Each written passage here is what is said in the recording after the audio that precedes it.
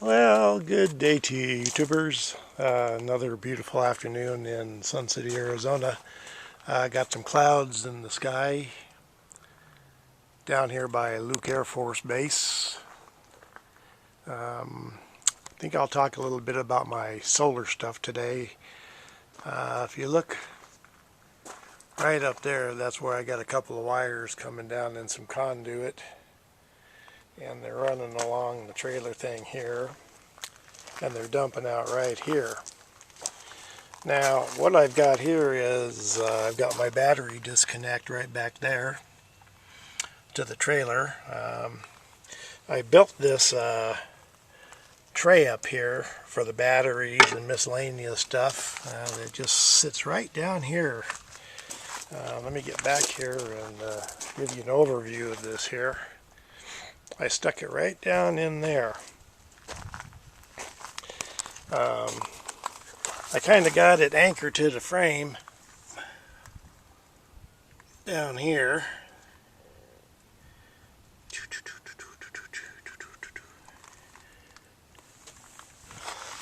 Some of it's welded, some of it's bolted. I've got just a single battery sitting in here right now, but what I did was I measured out the box. And what I'm going to stick down in here is 4 golf cart batteries. Actually, they're T105s. Somebody asked me on Facebook how I was going to waterproof my controllers and stuff. And what I found on eBay was a little waterproof box.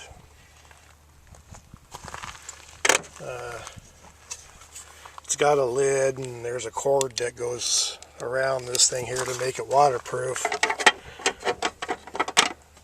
and it's got 4 screws to hold it together, and I'll just mount that onto the underbelly somehow, and I can run my wires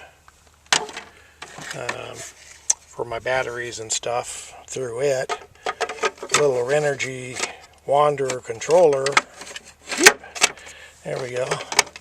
It fits snug down into there, and I'll just be able to drill some holes down here, and I can run my wires through there, put some waterproof connectors on there, and have the wires go down with a drip line, so that'll be good.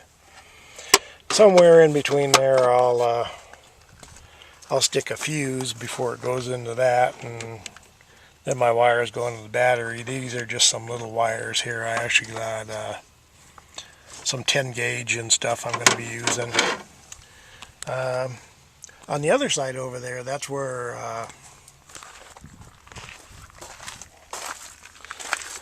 I've got a box, a regular battery box that's going to sit right on these little pins here.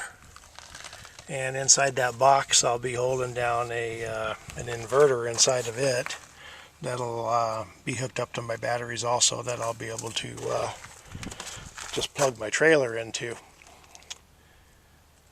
because the outlet is right down there, and if I come down here it'll plug right into that, and that'll be good. I welded on some things here for some hold downs and so on and so forth, but I built this tray myself, assembled it with some grade 8 bolts, painted it up, and I think it's going to work. You know, very simplistic. I'll have enough power for a couple of weeks, you know, with the 4 100-watt solar panels up on top. I put one of these boxes on top of the trailer up there too, and that's where I've got my connector block in there that I've ran all my solar panels wiring into, and then came out with a couple of big ass wires here. That'll help. Simplicity, people. That's what I like. You know, I have no fuses in it right now because I'm just kind of learning myself a little bit here. I kind of hey, what would happen if I did, you know, 400 watts of solar into a smaller wire and real cheap charge controller here. God, you know, it's been nice and sunny today, and those panels have just been cranking out the power, and it's doing good. No problem.